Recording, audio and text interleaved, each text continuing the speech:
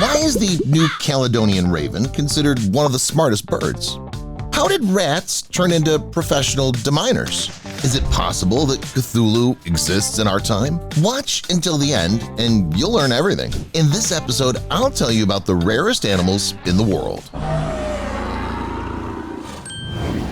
Well, before we get into the main part of the episode, I suggest that you take a look at a few particularly interesting pictures I found on the internet. In the first of them, if the comments are to be believed, an incredibly rare lion with one of the most beautiful manes in the whole world is standing next to a man. What kind of species is it? Where it lives? And what's wrong with it now? People, unfortunately, have not commented.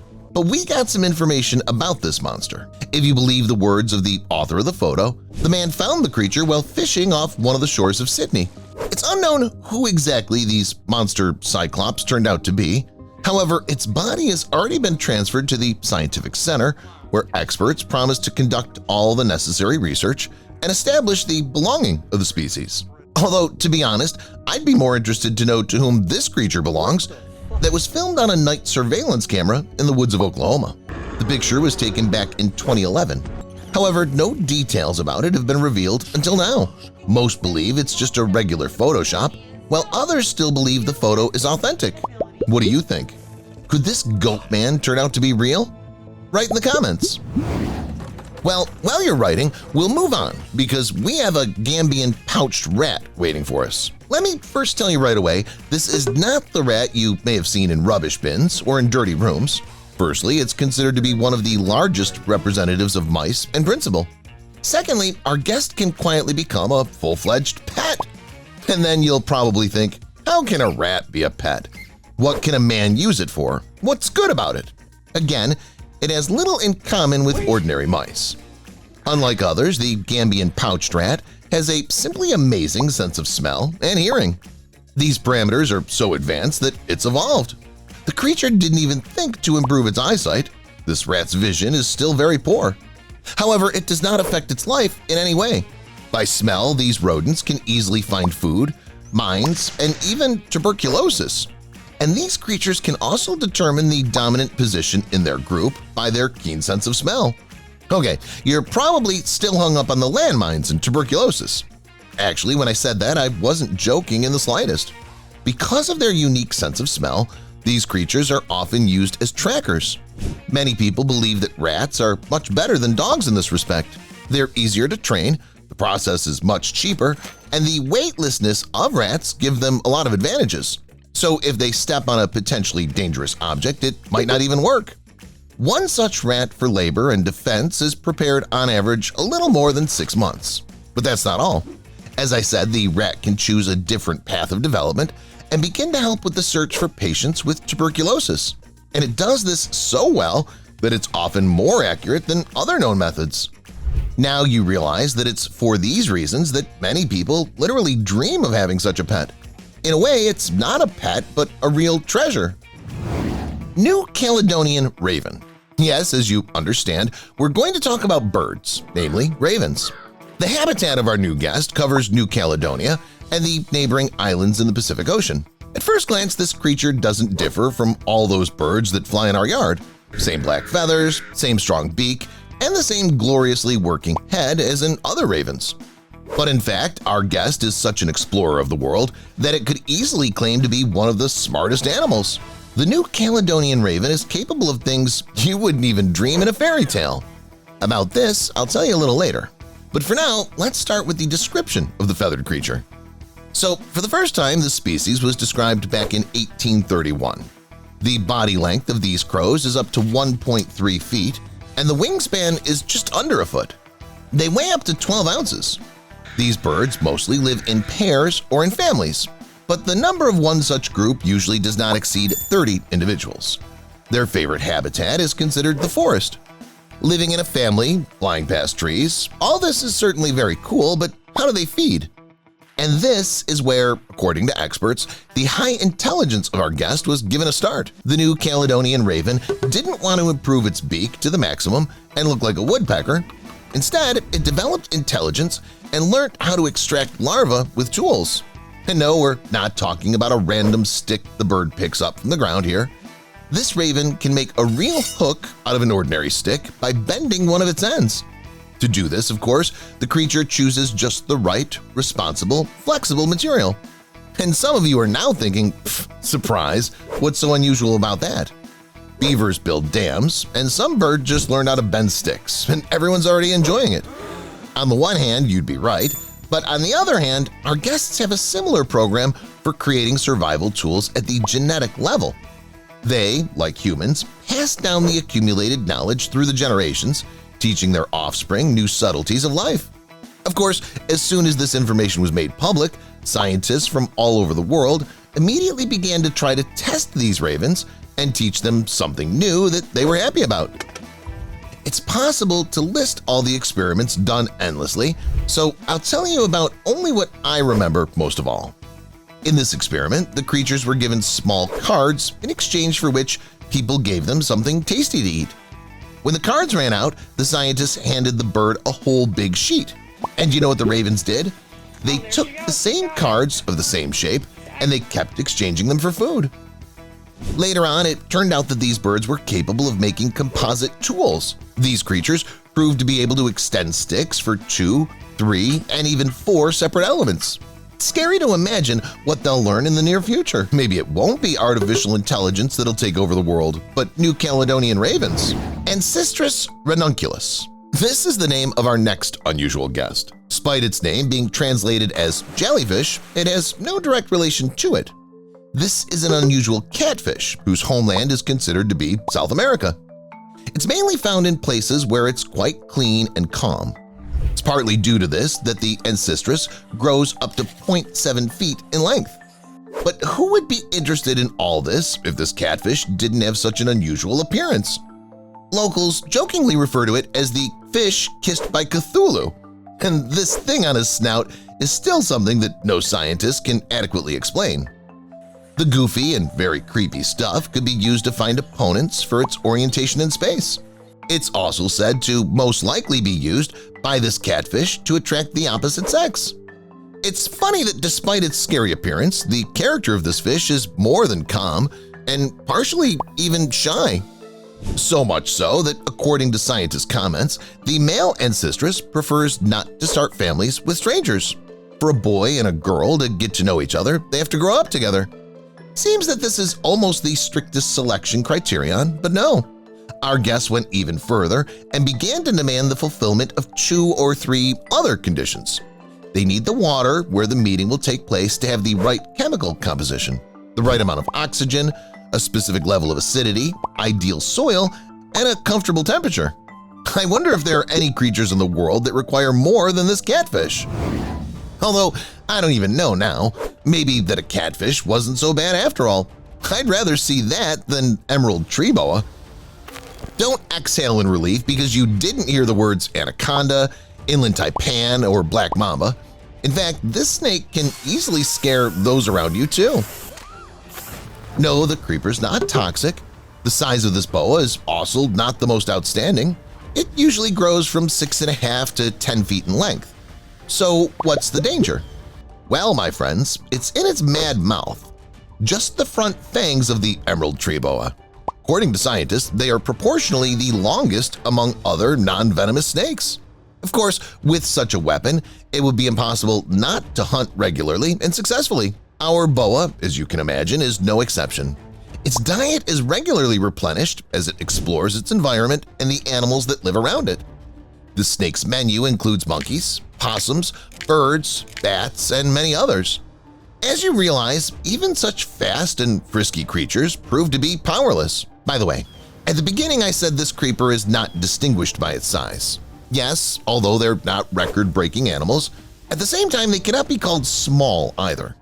The reptile uses its long body as a rope and successfully hangs on absolutely any branch. It's said that these snakes prefer to sleep, walk, hunt, and even mate in trees. Firstly, they have a good balance, and secondly, they can always see better from a height. Brown spider monkey. This is the name of a spider monkey that weighs up to 20 pounds and grows to an average height of 1.5 foot, excluding the tail. The monkey's limbs are long and thin. But wait, who cares about that anyway? The most interesting thing is its chilling eyes. Let me tell you right away, no one still knows why they have such a color and are so pronounced. The reasons for the appearance and inheritance mechanisms of their different unusual eye color are poorly understood, even in humans, let alone rare primates. It's only known that in their case, the color of the eyes depends on the structure of their iris. The less pigment cells with melanin granules in it, the lighter they get, and vice versa.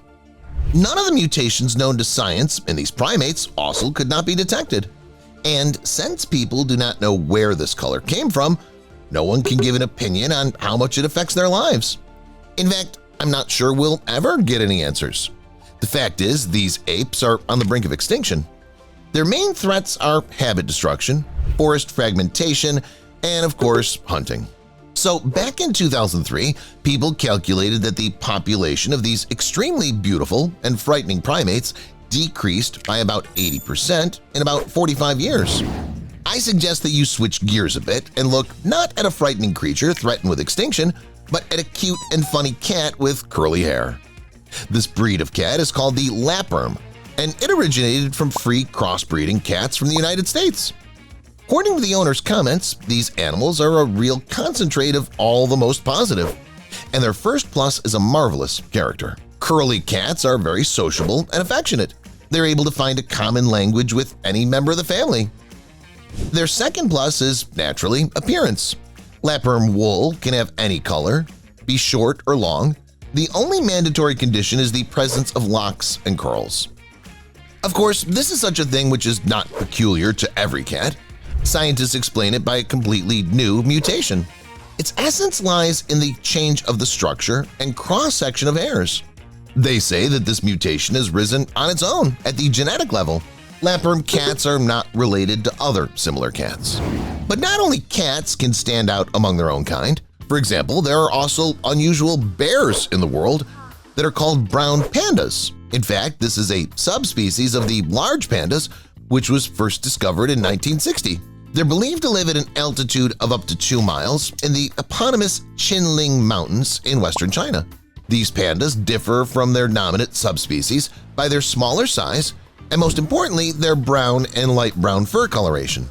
As scientists say, this may be due to some mutations or peculiarities of their diet. The first hypothesis, by the way, is that it's a mutation. It's confirmed by cases of birth of brown pandas from classic black and white pandas. The study of the question is hampered by the fact that the genome of brown panda is virtually unknown, and to prove anything is simply impossible. However, researchers stay positive. Despite the fact that at the moment there are no more than 300 individuals living in the wild, there's still a chance to save the population. The natural habitat of brown pandas is strictly protected. There are no natural predators for them in this area. All that remains is to awaken desire in them to actively reproduce. Giant soft-shell turtle. That's the name of our next guest, who surprised me at first sight. We're all used to turtles being known for their tough, almost impenetrable shells, aren't we? However, due to them, some decided to make drastic changes and became a dangerous predator thanks to them. Before you is one of the largest soft-bodied turtles, which can weigh up to 110 pounds. Its main feature, as you've probably realized, is a smooth shell. Scientists assume that such a feature is a secret survival technique. Thanks to such a strong-willed decision, these reptiles have become much more agile. Yes, these turtles still have ossified sections of the good old body armor in the center and along the edges of their backs. They're covered with skin and are not fused but joined by cartilage. It's not possible to retract and hide in such a thing, but it's much easier to wear the construction itself. Hence the most important nuance, these turtles have become much easier to hunt. Now they can easily make a lightning-fast lunge and, in one clear bite, send enemies to their stomachs. Then they go to the other world. These giant turtles are said to love hiding in the mud, preying mainly on crabs, shrimps, clams, and fish. But if they do have a hard day, they may also like to try some aquatic plants. Horses of surprising coloration that count just a couple of tens. Real titans, and even an amazing steed estimated at tens of millions of dollars. Later on, I'll show you the rarest horses that are born once in 1,000 years. But even without this super horse, there are plenty of rare and unique individuals. You'll see it many times today. First up is Gallicino. This is not the name of a particular horse, it's the name of a breed. This breed is unusual because many people consider the Gallicino to be the rarest horse breed at the moment. It's estimated that there are less than 100 purebred Gallicino horses in the world now, and most of them are not able to reproduce. This means that the breed could disappear in the near future. As for the horses themselves, they were bred in Mexico at the beginning of the 16th century, though they got their name from the historical region of Galicia in Spain. These horses are not very big. They weigh about 660 pounds and reach about 4.2 feet in height. But they are very beautiful, well-built, as well as obedient and intelligent.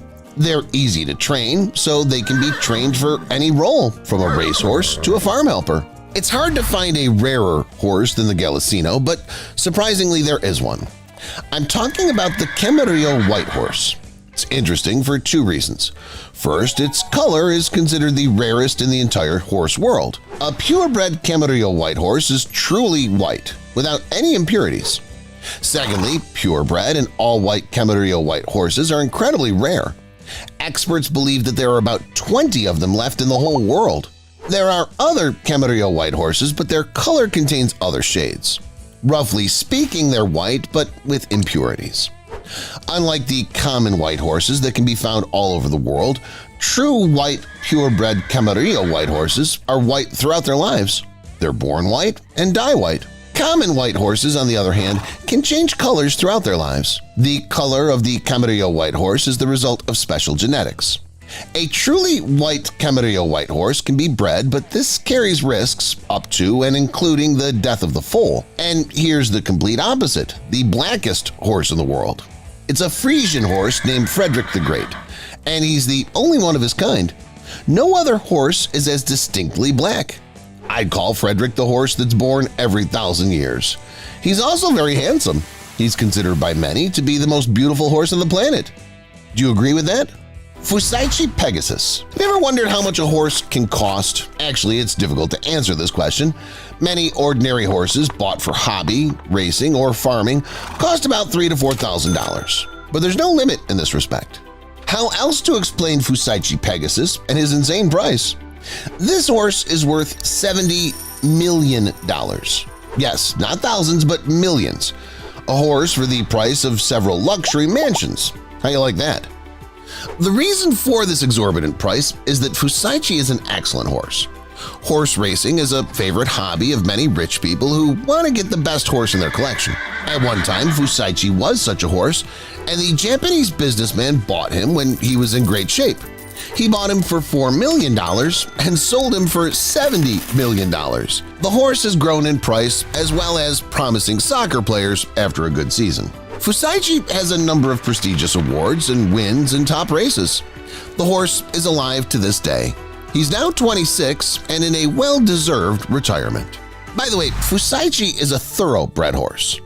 You know what's so interesting about these horses? Their insane speed.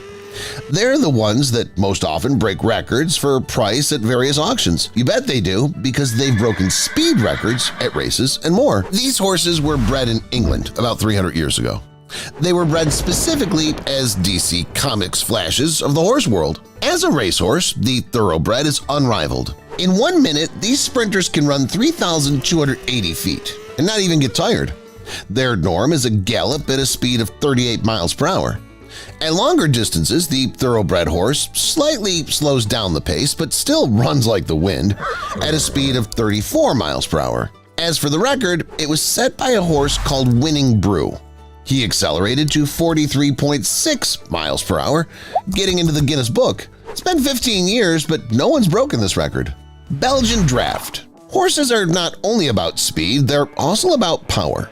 A strong horse is no less admired than a horse that no one can catch up with, and in this respect, the Belgian Draft stands out the most.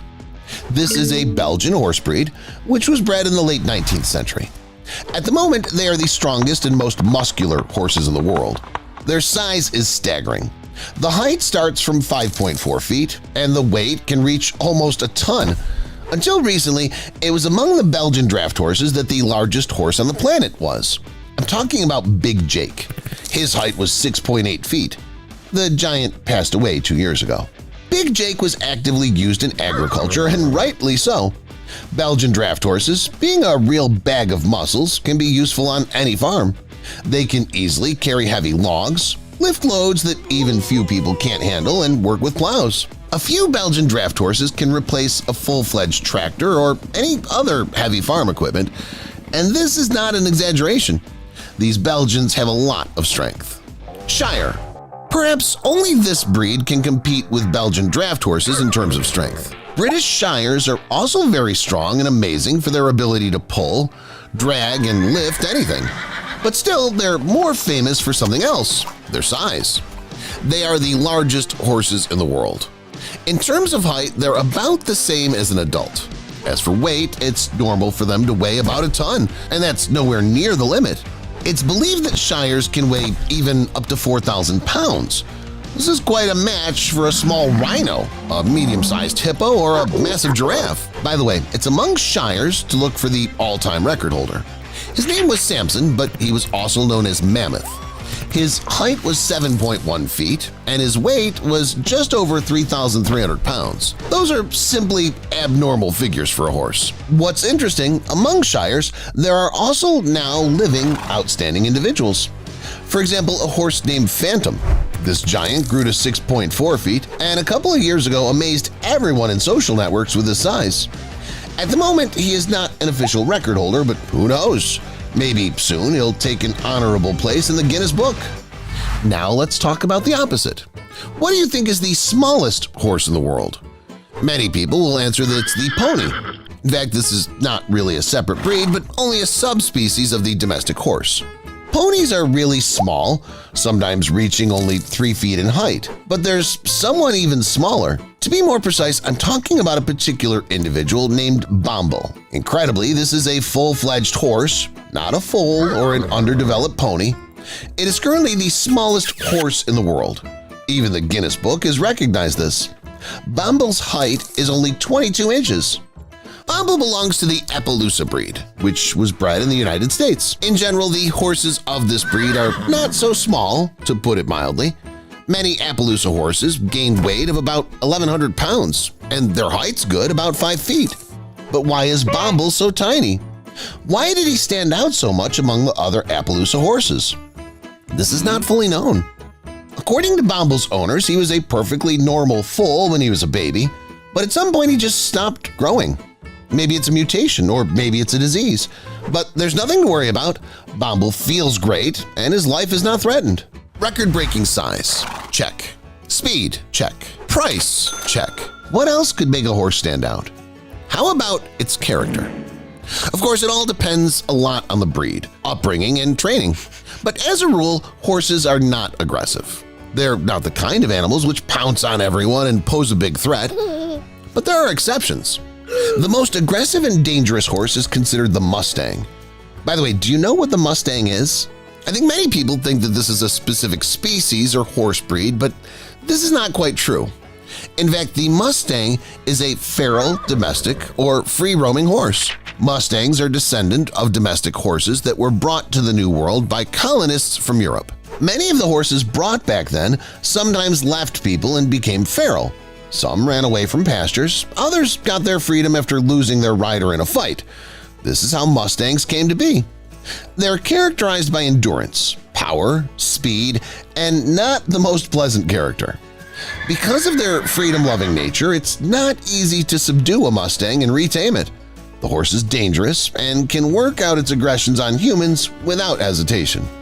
But if a Mustang is subdued, it will become the most loyal horse imaginable. We've talked about the rarest horses, and next you'll see other rare animals that were caught on camera only once. Mouse deer.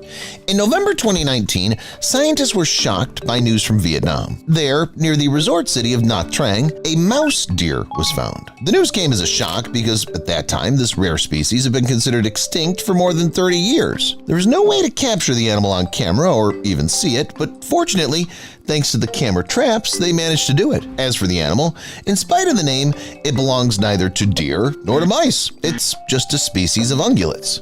Although, why am I saying just? After all, these creatures are unique and considered one of the smallest ungulates on the planet. An adult individual weighs, on average, less than 10 pounds. The species was first described by scientists in 1910 when 4 such ungulates were found in the area of Nha Trang.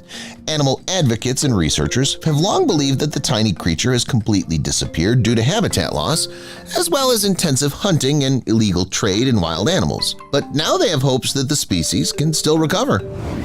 Walter's duiker. For some reason, ungulates are the ones that are least likely to be caught on camera, and the following animal confirms this once again. The Walter's duiker, also known as Philentomba walteri, was described only in 2010. The species was described, in fact, without its direct involvement. The Walter's duiker was described by comparing specimens from the museum collection with a specimen purchased at a meat market. Scientists knew that this animal measured about 16 inches tall at the shoulder and weighed about 11 pounds. It was also known that Walter's duikers lead a nocturnal lifestyle, hiding from predators in the dense grass. But for a long time, they had no way of photographing this creature. Scientists no longer even expected to encounter the duiker alive, and only in the spring of 2021 were they lucky. They took a picture of the live Walter's duiker in one of the national parks in Togo, Africa. An extremely rare ungulate was caught by a camera trap. Although this is certainly a breakthrough, the situation with these animals leaves much to be desired. Only a few dozen of these animals are currently known, and no one has ever seen them alive in the wild. Scientists hope that the first photo of the live Walter's duiker in the wild will increase the need for further protection of the remaining African forests and savannas. Tasmanian wolf. Still remember the mouse deer from Vietnam that was thought to be extinct for more than 30 years but ended up being filmed? Well, this is not the only such case. It's believed that not too long ago, people managed to capture a Tasmanian wolf. This is the species of Australian carnivorous marsupial that was completely exterminated in the 1930s. It's believed that the last Tasmanian wolf in the wild was exterminated in 1930, and the remaining ones went extinct during the following years. But what if scientists are wrong? How about this footage, for example? It was taken in December 2017. A creature very similar to the extinct marsupial wolf was walking somewhere in the wild and didn't even try to hide from a human, though it ran past them rather quickly. And here is supposedly another Tasmanian wolf filmed at sunset somewhere in Australia. It's filmed from a distance, so it's unreal to see the coloration or anything else detailed. But judging by the outline and gait, it could be a Tasmanian wolf. There are extinct wolves in Japan as well. They're called Hokkaido wolves. Only in contrast to Tasmanian wolves, these creatures belong to the classic genus of wolves and are a subspecies of the gray wolf. Or rather, they were, because as scientists believe, the last Hokkaido wolf was caught and killed back in 1905. But maybe scientists are wrong. In 2018, a camera trap in Japan captured deer running through the woods. Presumably, they were running from a wolf, which howl you can hear if you make the original video louder. Listen for yourself. To me, it sounded like a wolf howling in the wild, but there are no wolves in Japan. So what does that mean? Either Hokkaido wolves are still alive and living somewhere in the backwoods, or some Japanese animal has learned how to howl like wolves. What do you think about this? Share your thoughts in the comments. Dodo. I'm sure you all know about this bird. The dodo lived on the island of Mauritius. The bird was doing very well until 1598 when Dutch sailors came to the island. With the advent of humans, the bird very often became a victim of both hungry sailors and their pets, as well as other species that were imported to the island. The rate of extermination was monstrous, and already in 1662, the Mauritius dodos completely died out. Or not completely? Well, see for yourself. In this footage, taken with some kind of motion sensor camera, we see a lizard crawling in the woods. Suddenly, someone joins it. A bird appears on the left side of the screen, which looks a lot like a dodo. Then the same bird appears on the other side as the lizard approaches the camera. And after a while, the bird passes by the camera. Do you think this is a fake? Or is it a real descendant of the real dodo? And here's another interesting episode. Attentive internet users studied modern photos of Mauritius and found a dodo sitting on a mountain in one of the photos. It does indeed resemble the images of the dodo that have survived to the present day. So maybe the dodo isn't completely extinct after all.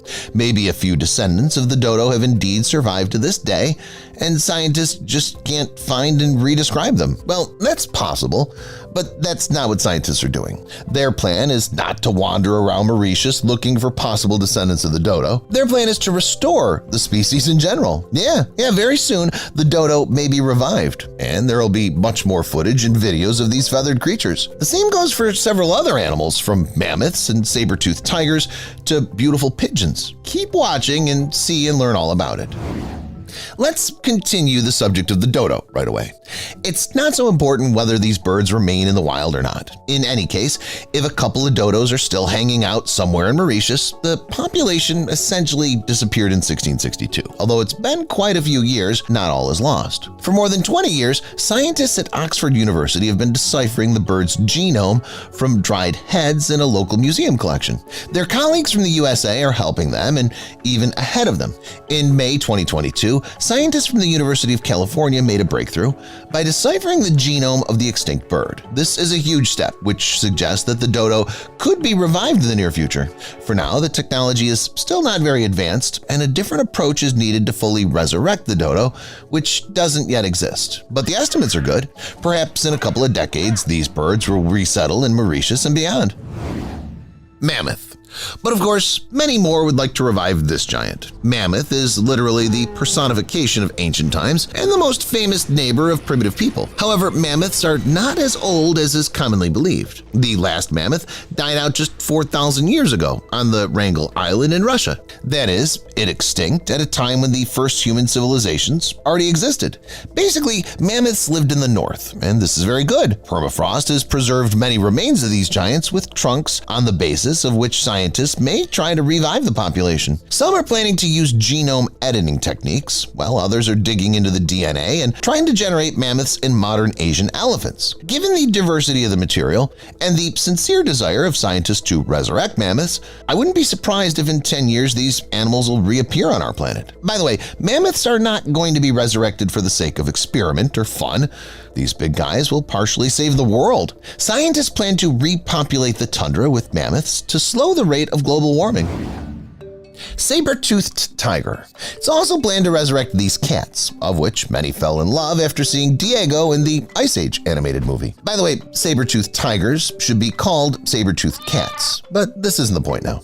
Much more important is the fact that, like mammoths, the remains of many saber-toothed tigers are successfully preserved in the permafrost. These remains are a real treasure trove of DNA, on the basis of which it'll be possible to revive the fearsome predator with sharp, saber-shaped teeth. There's more good news. An embryo of the saber-toothed tiger grown from DNA can be implanted into an ordinary tigress. However, some scientists see an African lioness as a surrogate mother. In any case, these animals can help scientists in the recovery of extinct creatures. The project's ambitious, so it may have a good future.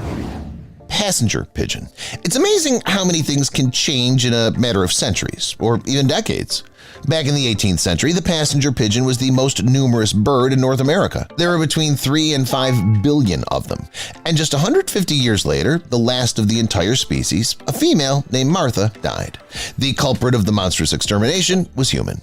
But we have a chance to set things right. We may only dream of population totaling billions of these birds, but a small population could well be restored. Geneticists plan to recreate the genome of the passenger pigeon by combining DNA fragments from various samples. In the second stage, they'll insert the genes into the genome of the band-tailed pigeon, the closest modern relative of the extinct species. There, scientists will make them turn into embryonic cells, which will later form the bird's genitals. The next stage will involve introducing the cells into the eggs, which will produce chicks looking like a common or tail-band pigeon, but containing the extinct bird's DNA.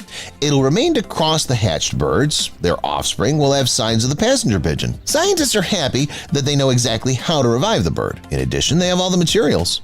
Many of them are sure it's the passenger pigeon that will become the first animal in history to come back from the dead. And when it happens, it'll be an incredible sensation and one of the major scientific breakthroughs of all time. That's all, guys. Which extinct animal would you personally like to revive? Let me know in the comments. Thanks for watching, and see you later.